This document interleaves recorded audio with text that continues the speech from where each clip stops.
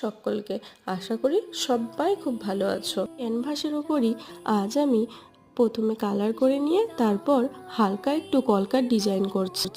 হাতে ফোন নিয়ে সময় কাটানো অনেক সহজ, কিন্তু নিয়ম করে পড়তে বসা বা বই পড়া সেই অভ্যেস প্রায় আমাদের সকলের চলে গেছে বললেই চলে। কারণে অনেক দিন পর যখন বই নিয়ে বসি ভুলেই যাই আগের দিন ঠিক কোথায় শেষ করেছিলাম।